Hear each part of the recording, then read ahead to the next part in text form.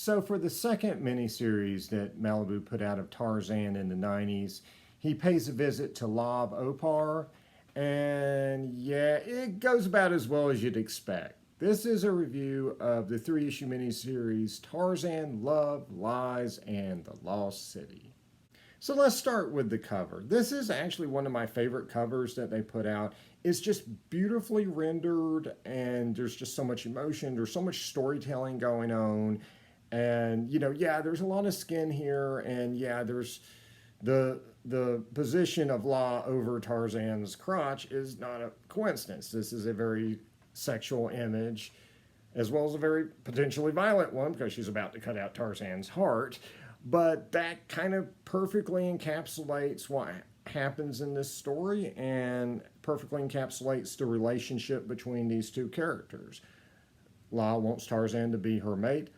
Tarzan turns her down. La goes into homicidal rage. Rinse and repeat for 100-some years.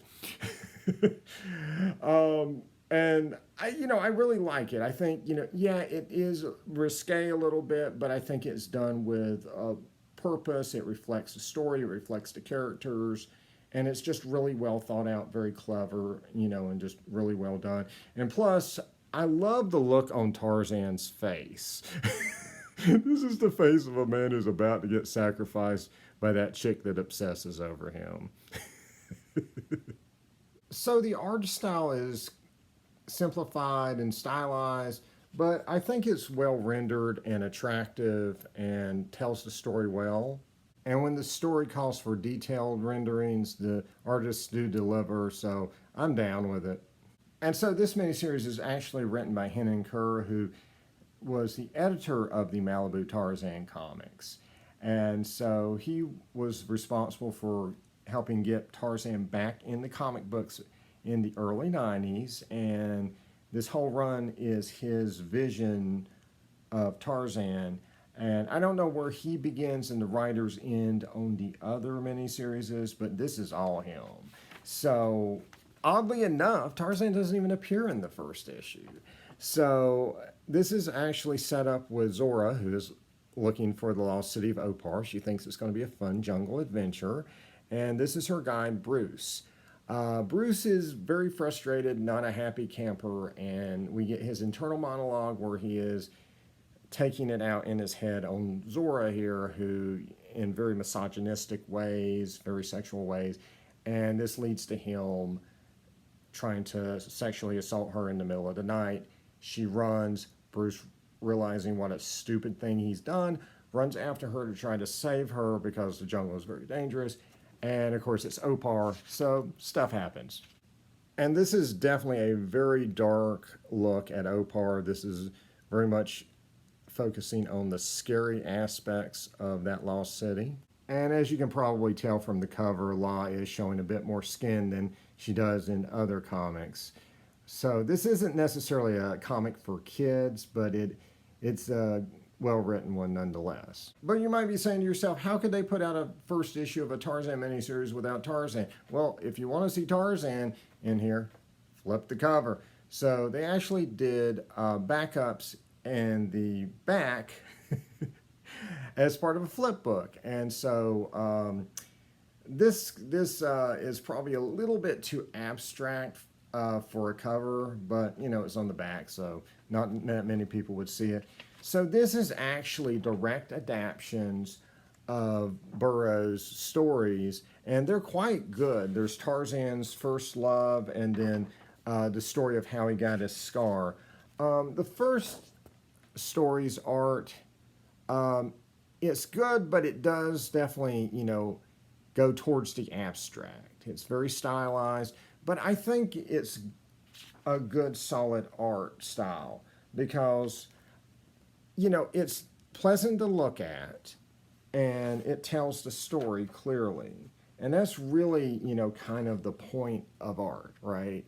So it can be any style. I mean, I wouldn't necessarily want this for every issue of Tarzan, but I think for this story, it's great. I like seeing different, versions of the Tarzan and different interpretations of him. And the story is actually written by Matt Wagner, who of course did Grendel and all that good stuff. The second story of The Scar is actually a different creative team with Walt Simonson writing it, and the artwork here is a bit more traditional, and I do like it a lot. And so that brings us to the second issue of this miniseries with Jane about to go medieval on this Oparian's head. I really like this cover. I mean, it's just a great rendition of Jane in action. There is a reason why she's been stripped down to her underwear at this point in the story. My only criticism would be that this Oparian, from this angle, he looks like Chewbacca. He just has a very hairy beard and long hair and stuff, but here it looks like he's covered like a Wookiee.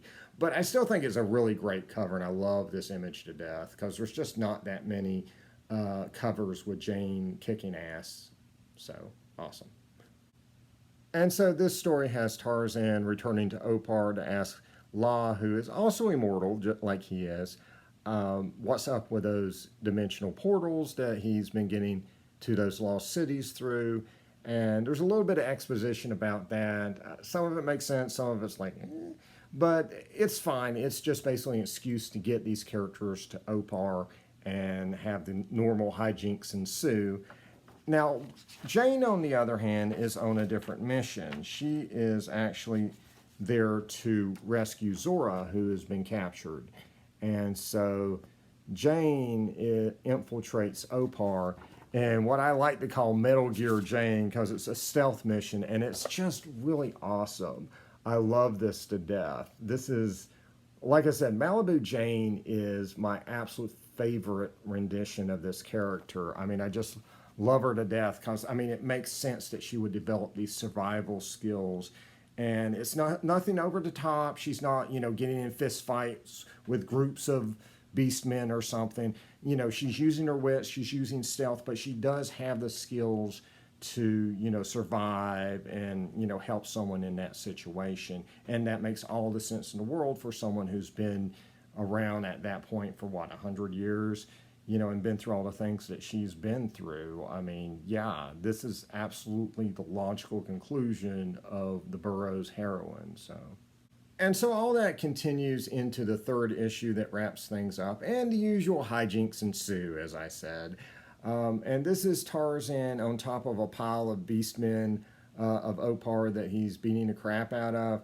And I think there's a really good cover here somewhere under all this gray murk, but unfortunately it's just really hard to see. It just came out way too dark. I think the pencils, as far as I can make them out, look very nice. I think this would be a great image. If this is ever reprinted, they could lighten it up and, let us appreciate the awesomeness of Tarzan taking on 100 beastmen at one time, because he's the action hero and raised by apes and does all this over the top stuff. So my only real criticism of the story here is that there is a cryptic subplot that kind of takes up space and isn't really necessary about these two Oparian beastmen who talk about the Bible.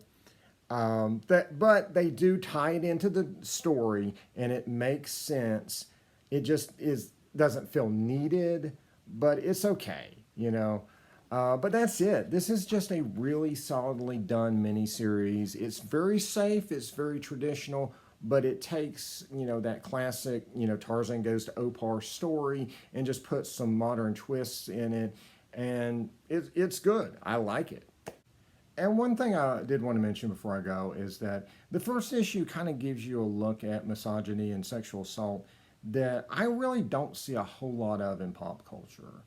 I think, in pop culture, we do a lot of fantasy. We weave a lot of fictions that sometimes people who don't have a lot of context for something take as reality. And I think that holds true of, especially of violence and crime, and is very, very true of sexual assault with women.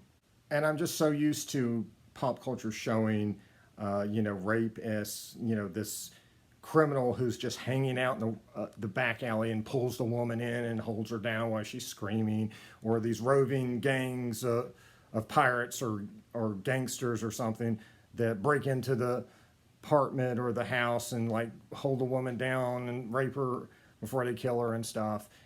And yeah, horrible things like that do happen, right? There's no doubt there are many dangers that women face, but the majority of women who are going to be experience rape are going to be raped by someone they know. And that's true of all violent crime, is that most likely it's going to be someone you know. And it's a very common danger that women have to face. 1 in 5 women are sexually assaulted. And it is a reality. And I think sometimes when we kind of fictionalize it and dismiss it as this kind of, professional criminal who does nothing but evil, that I think we kind of tie into that rape culture and kind of feed it a little bit and give guys a sense of like, well, I'm not doing that, so I'm okay. It's like, no, it's not okay to force yourself on a woman in any circumstance. And, Burroughs showed that frequently in his works. Now, you could say he probably did that too often, and that's a valid criticism. He was a very formulaic writer. He beat a lot of horses to death in his work.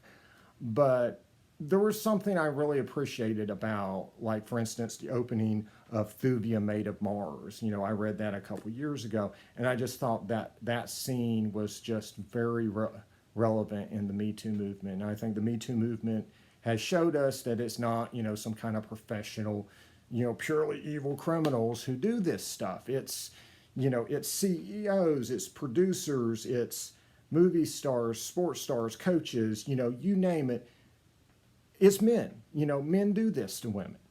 And there's no excuse for it. It's not the woman's fault. And again, I'm glad to see, at least one representation of that in comics.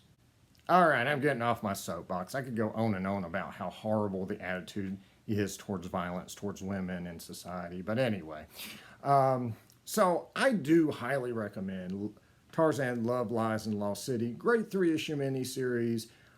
It is not available in trade, but you should be able to find these issues fairly cheap. Just go on eBay, search for it, or on mycomicshop.com or someplace that sells comics online. You should be able to pick this up. And so for the next miniseries, prepare yourself for a treat, because this will be the first Tarzan series by the great Thomas Yeats, Tarzan the Beckoning. See ya.